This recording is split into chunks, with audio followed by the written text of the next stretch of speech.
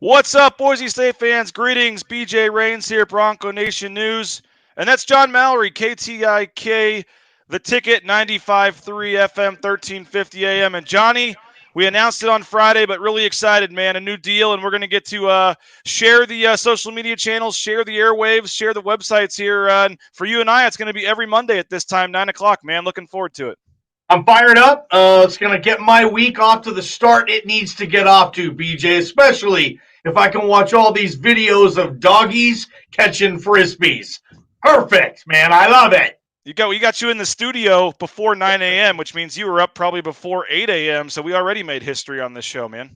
That's rare for me on a Monday to wake up. Even my girlfriend was like, "What the heck are you doing up right now?" I was like, "Well, I got that BJ Rains thing, so I got to go." So, yeah, I'm ready. I'm fired up. I've always been, more of an afternoon guy. I felt my personality fit afternoon. No one wants to hear my type of energy and enthusiasm at 6 in the morning. I get it. So, not quite 6 in the morning. What is it? 9 Mountain Time? I don't even know what time it is. I'm fired up. Let's get the week off to the right start and talk some whatever you want to talk about, bud. Thanks for having me on.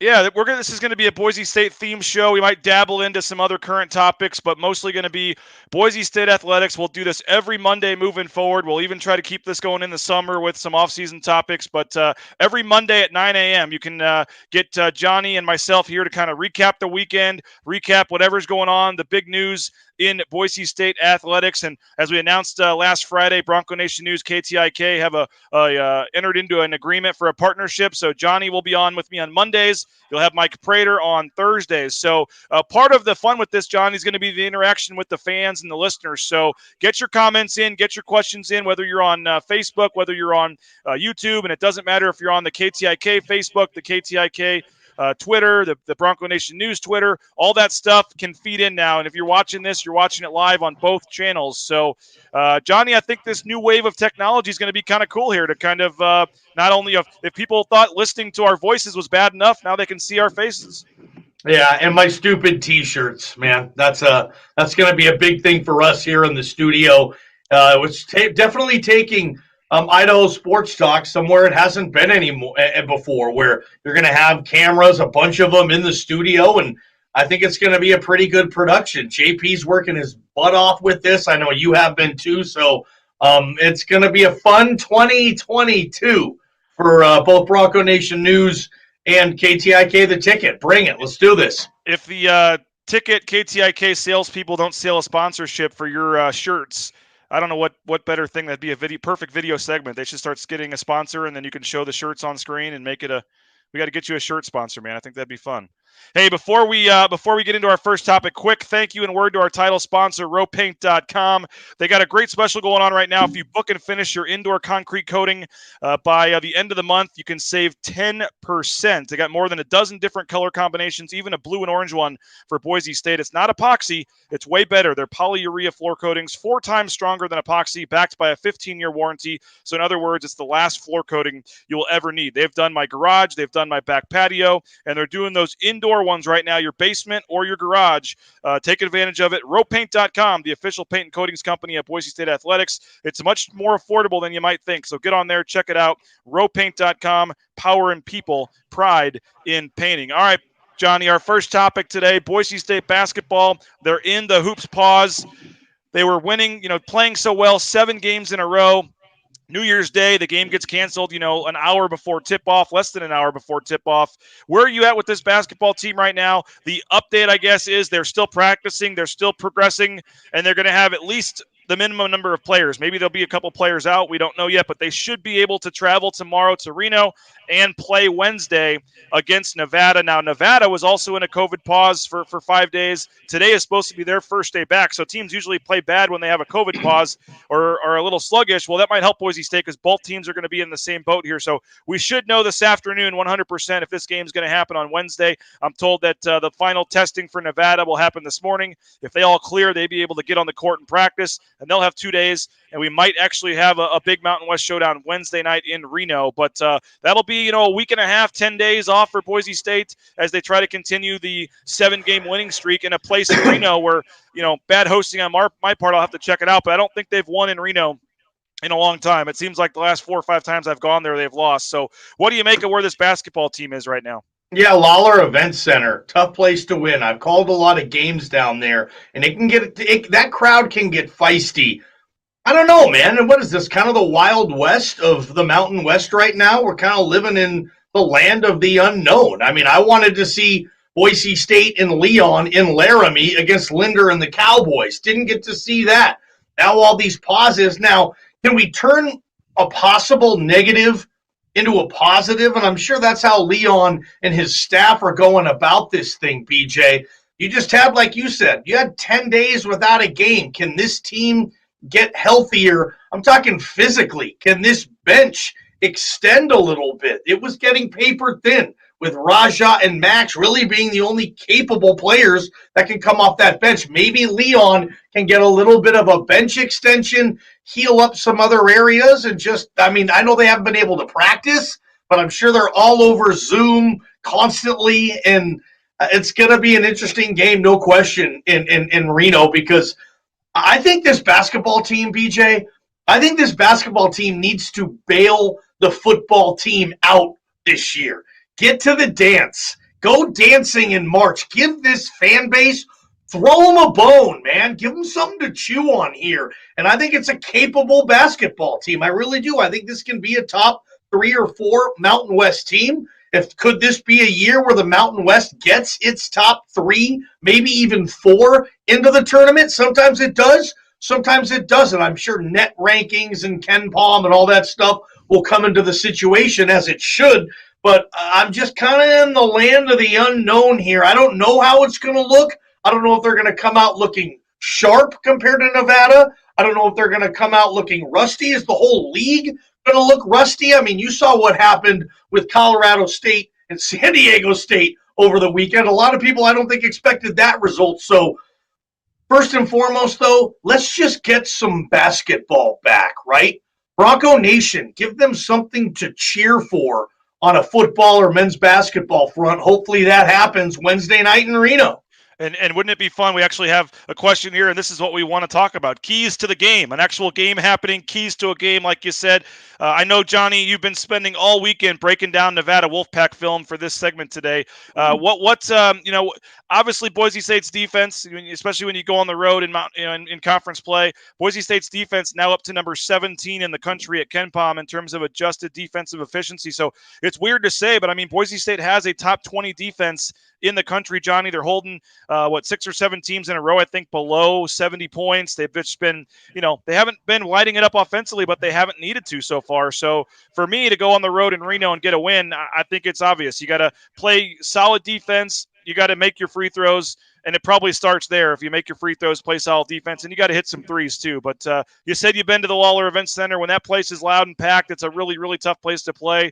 Where are you at just in general with this team, and if they're going to continue this winning streak, maybe not just in this game, but big picture, what do they got to do? I think Nevada first there, like Steve Alford, like any Alford club, his teams are always based around the guards. He's really good at coaching guards.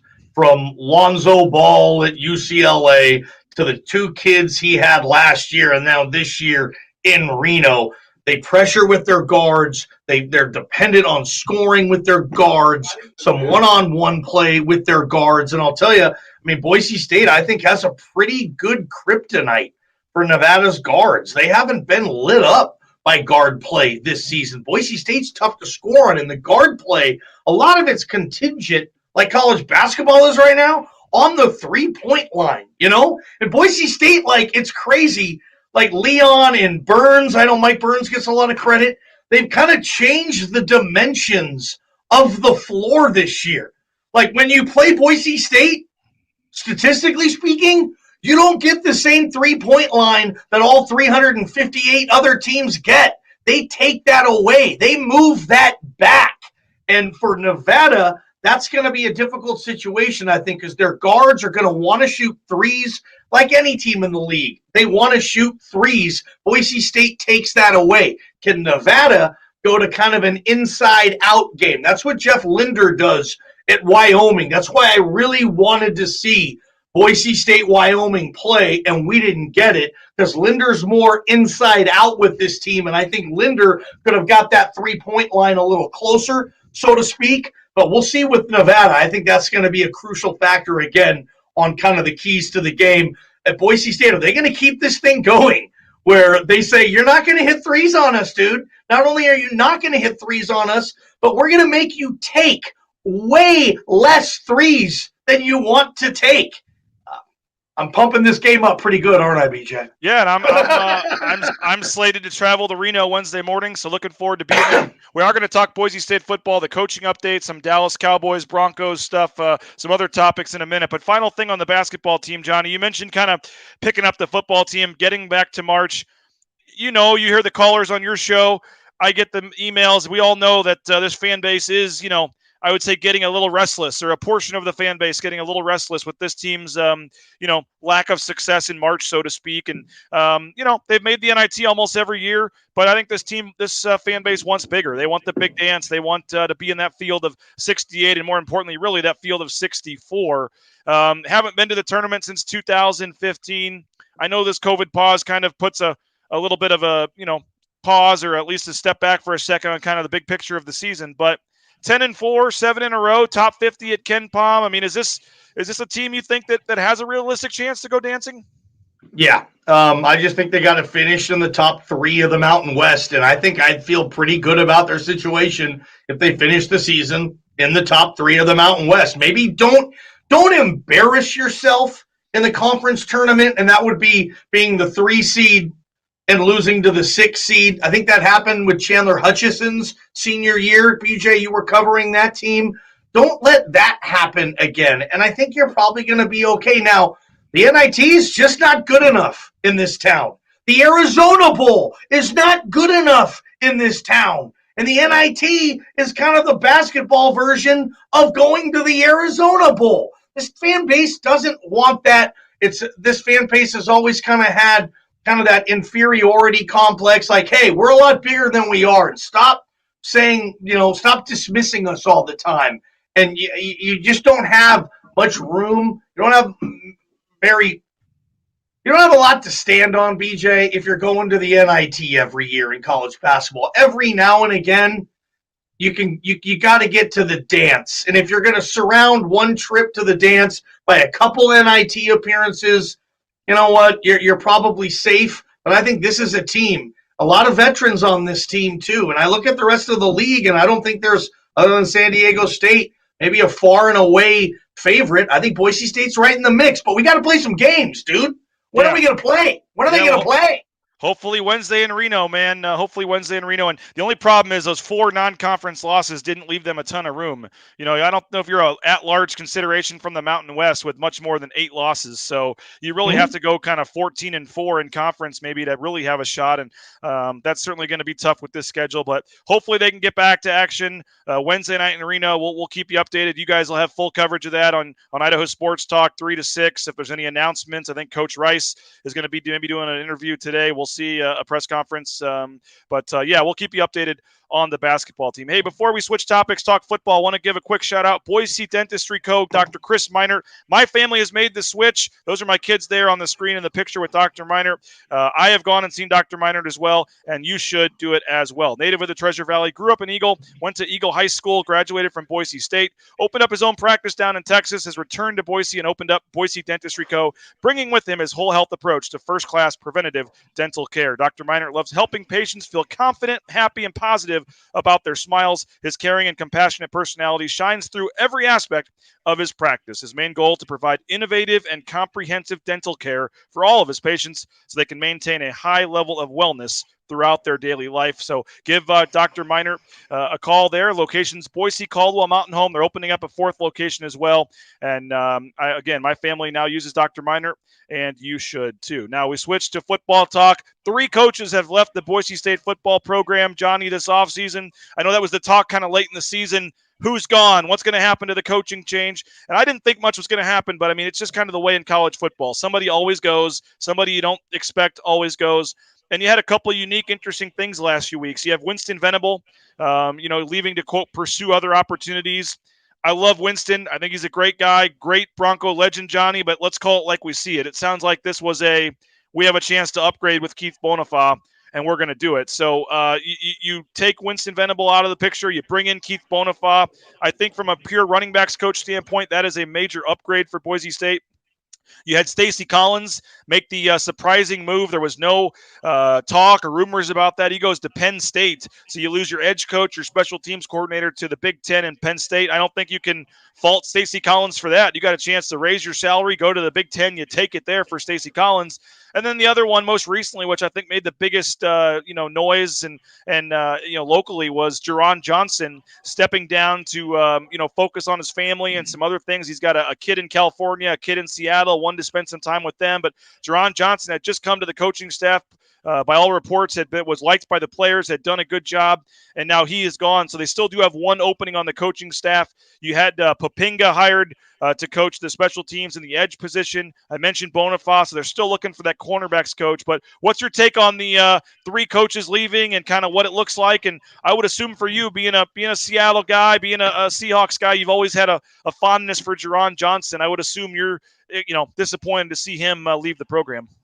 Yeah, I think everybody in this town is going to be happy that Jerron no longer has to answer my stupid LOB questions, because I had a lot of those for Jerron over the years, and I thought he was doing a good job. I thought Jerron did an excellent job with the corners on this team. Look at the injury carousel at cornerback this year. How many different corners ended up playing sufficient time? And that was Jerron coaching them. And, the NFL experience, I think it's a major tool in a coach's tool belt when he can look at a kid and say, I know you want to go to the NFL. I've been to the NFL. Here's my Super Bowl ring. Here's what it takes. And not only have I been to the NFL, but I went to the NFL from here, from this school, playing on the blue. And as far as I know, this staff, I know they don't have any ex-Boise State football players who had a decent career in the NFL like Jerron did. I don't know if they have any NFL experience on this coaching staff. And okay, it's one of those things that's it's not a killer. I get it. They're going to be fine. I like this staff. But I also love the fact that you had a Super Bowl ring on the staff from an alum. And, Jerron Johnson said at times he would pull Richard Sherman into the Zoom meeting, and Sherm would give them 10 minutes, and the corners could ask Richard Sherman anything they wanted in those 10 minutes about football, about business, life, playing, the grind and whatnot. And what a valuable resource that was for that cornerback room, and for Jerron to have those type of connections and to use them. I ate that up. I love that. So I'm going to miss Jerron Johnson. I think this team will miss Jerron Johnson. I don't know if it's, like you're saying, a Winston Venable deal, like they wanted to, part ways with him, but do it very amicably, do it very respectfully. Because like you did say, Winston Venable was a really good player here. He was an all-conference kid, spent, 5-6 years playing in Canada, had a cup of coffee with the Chicago Bears. I mean, was a really good player and a good dude, too. So,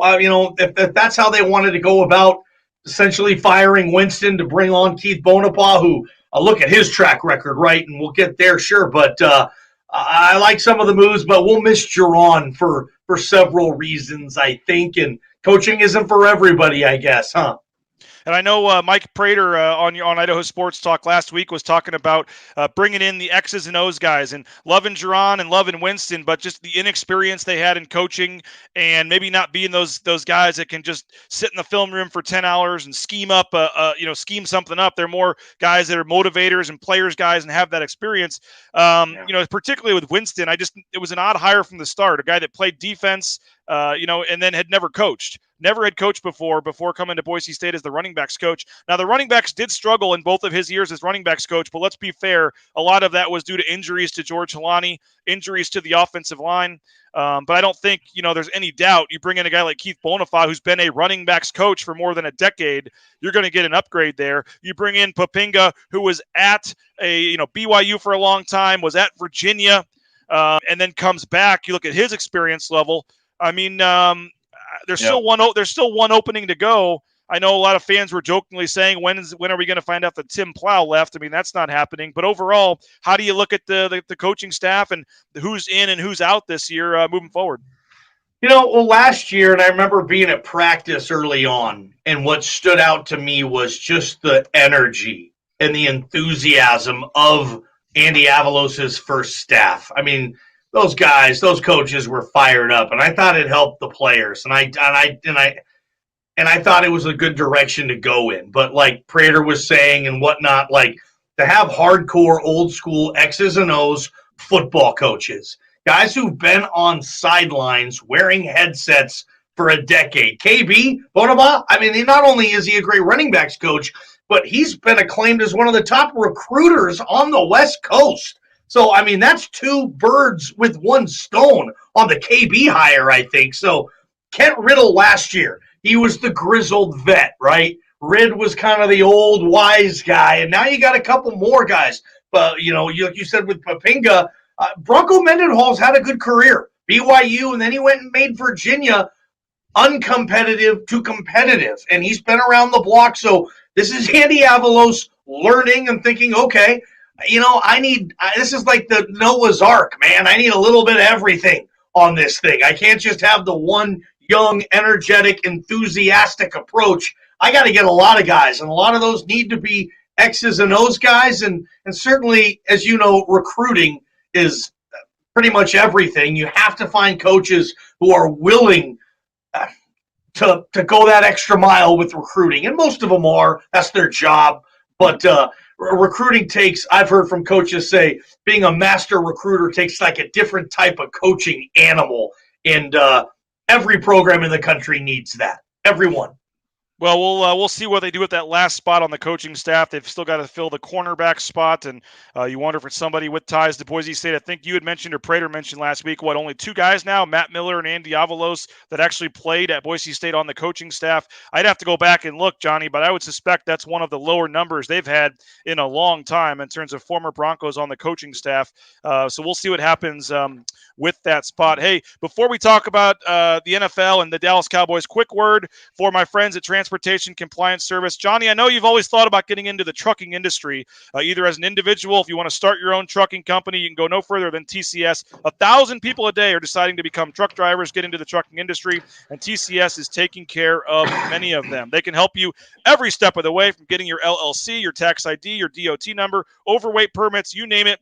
They can do it. There's close to 20 steps and things that need to be done to get out on the road, and many of those that try to do it themselves end up going out of business. If you work with TCS, you can get better insurance rates, have a better chance at passing safety audits. TCS can help navigate potential pitfalls and keep you out on the road. 50 to 70 new accounts a day are getting signed up by TCS. Folks all over the country. It's a Meridian-based company here, but they can help anybody in the country get started and towing that first load in no time. If you're thinking about getting into the trucking industry, check out Transportation Compliance Service at transcompservice.com, or you can give them a call as well, 866-813-7620.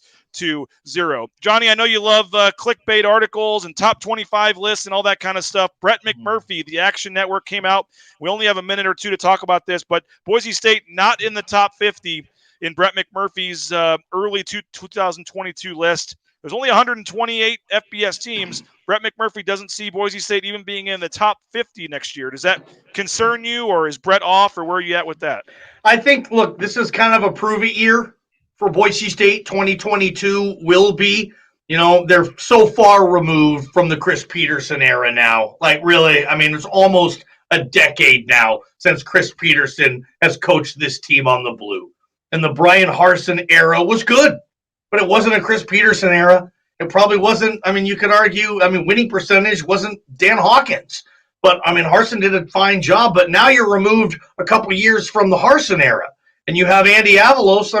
7-5 is what it is. They had some really nice wins. Give them credit. But they also had some very unfortunate losses that this program just hasn't had in, 20 years. And so I think for McMurphy, it's a prove-it year. Boise State, you can get back in the top 50, easy peasy, if you're going to have your standard run-of-the-mill Boise State season, which is what? 9-3, 10-2 in the regular season? That's where the bar is. And remember this, BJ, when you raise the bar, okay, the ceiling comes up with it too. The higher your bar is, the higher your ceiling is. You don't get a lot of 7-5, 6-6 leeway when you're a program that's supposed to win 10 games per year. I also look at this like for Boise State fans. I'm sure most of them probably don't care about the McMurphy top 50 on January 10th. Okay, get off it. Right? There's a lot of time. Well, stuff's gonna happen here, so I don't think this is gonna be one of those things fans are gonna say, "Uh-oh, we're done. We're wiped out. We got no chance this year because McMurphy has us at 52." The one thing I will say though, our buddy Jay Tust, I saw a tweet from Tust the other day, and he said, hey, maybe this gives Boise State an opportunity to kind of play that underdog role again. And I think, sure, it does. But I don't know if that's a good thing or not. This program has been Goliath of the group of five, right? When you think of G5 football, typically the first team that pops in is Boise State. That's not the case anymore. They're not Goliath of the group of five before. So does this fan base, do you want to be the little underdog that could have this program was built? Or do you want to be the Goliath of the group of five? Right now, I think this program is somewhere in the middle, which is going to add to a lot of interesting topics on both Bronco Nation News and Idaho Sports Talk for the next, I don't know what, 8 months until they start fall camp. So, no. Yeah, that's my thoughts on the McMurphy top 50. He does a terrific job, though, and fans, I'm sure, click all over that and want to see where their team is on January. We still got a game tonight. We're still in the 2021 season, man. Yep. And I got Bama by 1 million. There you go. The 5 losses, by the way, the 5 regular season losses for Boise State, first time since 1998. So you are going back 2+ decades for at least 5 regular season losses. Boise State football did add a transfer quarterback from Oregon State, Sam Vidlak. He's coming over from Oregon State. He appeared in 1 game as a freshman there last year, played 12 snaps. So you bring a Pac-12 transfer over, likely just going to be backup for Hank Bachmeier. Maybe he'll battle with Taylon Green for the backup spot. We will maybe discuss that next week, Johnny. We only got about 3 minutes left before we got to get off of here. I want to touch quickly. Thank you to Ridley's Family Markets, shopridleys.com. 13 Idaho locations. You can see them on the screen there. I use the Cuno location frequently, so thanks to Mark Ridley. Ridley's Family Markets, they're big supporters of Boise State Athletics. They got the shop, at-home shopping, the Skip app, home delivery, all kinds of great stuff. So think local, think Ridley's Family Markets. A big week for the Dallas Cowboys here as we wrap this things up, Johnny. There are a number of Boise State players that will have a chance to win a title, an NFL Super Bowl championship. The list was all about 10 long or so. We'll quickly look at the list. You've obviously got the Dallas Cowboys players, DeMarcus Lawrence, Darian Thompson, Leighton Vander Esch, Cedric Wilson, Dante Dion with the Rams, John Molchon with the Buccaneers, Marcus Henry and Tanner Vallejo with the Cardinals, and then not sure what's going on with Jeremy McNichols and the Titans. I believe he got waived, but he might get re-signed. We'll see what happens there. So a lot of Boise State flavor in these playoffs, but here in town, Johnny, no bigger story, in terms of the alumni than the Dallas Cowboys, and what a weekend they had. Cedric Wilson, 5 catches, 119 yards, 2 touchdowns. Leighton Vander Esch, 6 tackles, the interception. DeMarcus Lawrence had a sack and 4 tackles. And, Kellen Moore, the offensive coordinator, puts up 51 points, and the Cowboys finish with the best point total and yard total, the best offense in the NFL. So final thing here, just your thoughts on the Cowboys moving forward, the alumni, what they did there, and Kellen Moore. We see Black Monday, all these coaches that are getting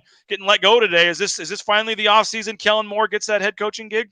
Yeah, I think so. Yeah, and I've been accused of being a Kellen apologist a lot. I mean, he finished the season with the Cowboys number 1 in the league in yardage and number 1 in the league in scoring. My partner, Mike Prater, told me last year when they finished the league number 1 in yardage, the yardage doesn't count. It's about scoring. Don't give me yardage numbers, ball game.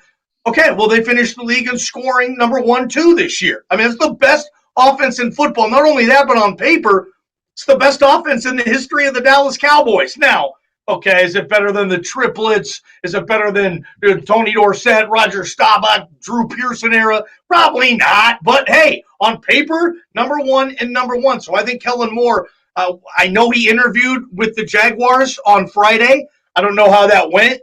I'm sure there's going to be his phone will be ringing. The Miami Dolphins is a job I think Kellen might have some interest in as well. Like, who wouldn't? I mean, that seems like that's an outfit that's ready to go. A lot more so than, say, a Jacksonville, where he where he already interviewed. But yeah, this town and the Cowboys, it's kind of a cool deal. I mean, how fun would it be for a diehard Boise State fan to see a Cowboy World Championship with the guys you mentioned? Heck, say Tank Lawrence wins Super Bowl MVP if he has like a 4-sack game. I don't think that's out of the realm, right? Cedric Wilson just seems to be getting better, and he seems to get more opportunities every week, especially with the Michael Gallup injury. So Cedric Wilson is a key component of what they do, and what a versatile player he is. Kellen loves having him throw the ball. He's left-handed. You never see that coming. Isn't that funny? Kellen's like, oh, I got a lefty wide receiver over here. I can open up the playbook and we can catch him. Not thinking he's going to throw the ball because he's running to the left, but he's left-handed. Now coaches have to prepare for that, and I'm sure they are. But it would be fun for this fan base to see all those Broncos waving a Super Bowl ring. But certainly Kellen's number one. If the Cowboys win the Super Bowl, I think the only thing that would be preventing Kellen from getting a job is maybe a team not wanting to wait until Valentine's Day to have the introductory presser, because the Super Bowl this year, it's on February 13th. So we'll see how that goes. I know they've made some rules to make it a lot easier to pursue an assistant who's going on a Super Bowl run. And if you heard Kellen's press conference last week, we aired it on Idaho Sports Talk. I mean, it was very Bill Belichickian. It was, hey, we're on to Philly. We're thinking about Philly. And the media just wanted to talk Jaguars, and Kellen was like, well, we're really just preparing for Philadelphia. Kellen is staying in the moment. He knows what he's doing. He's got the best offense in the league, and he's getting ready to host an NFL playoff game against the San Francisco 49ers. And look at that rivalry. You're talking a rivalry that goes back 80 years, the Niners and the Cowboys. So many stories with that, and Kyle Shanahan's going to have that team ready to go as well, and that's going to be a fun playoff game to watch this week, and I can't wait. You know me, I'm an NFL guy. That wild card weekend, now we got a Monday night playoff game. I'm not sure I like that, but you get 2 games Saturday, 3 games Sunday, and then the one Monday. Dude, is it Friday yet? Well, we already went over our 30-minute limit here. The first show, we're already breaking rules, Johnny. I forgot how much you like to talk, so we'll end it with this. You said Idaho Sports Talk coming up. I'm sure you'll have Kellen Moore talk, Cowboys talk, Boise State talk. 3 to 6. What do we got coming up today? 95.3 FM, 1350 AM with you and Mike Prater. Yeah, a lot of good stuff. Obviously, wrapping up what happened with the weekend. Looking forward. It's National Championship Monday, man. Alabama and Georgia. Whether you like it or not, these are the best 2 teams college football has to offer this season. So if you're not going to watch it because you're fatigued by these teams, that's fine. That's on you. There's a lot of other cool stuff to watch, I'm sure. But if you want to watch a matchup between the best 2 teams, even though it's a rematch, college football has that for you tonight. So we'll be talking a lot about the CFP National Championship. If Saban wins this, BJ, 8. That's 8 titles, 7 at Bama, 1 at LSU. Holy shnikes, dude. Well, that'll be available on the live stream, KTIK.com. You can listen through the app as well. Lots of ways to hear that. Again, 95.3 FM, 1350 AM. That'll be Johnny Prater and JP coming up 3 to 6 this afternoon. So, Johnny, appreciate your time today for episode 1. This was a lot of fun, and folks can get the show here on any of our channels for our 2 outlets. It's going to be archived. We'll download the audio and put a podcast version up that some people will be listening to as well. We had some comments I couldn't get to. Mike saying good stuff, boys. So appreciate it, Johnny. This was fun, and we'll do it again next Monday, man. There he is. Thanks, guys. Yep, John Mallory, appreciate your time, man. And again, great stuff from him, and we're excited to do this each and every Monday, 9 a.m. It'll be John Mallory and myself. Have a good rest of the day. And again, Idaho Sports Talk 3 to 6. They'll break down Boise State and everything else going on as well. Have a good day, folks. We'll talk to you later. KTIK, The Ticket, BroncoNationNews.com.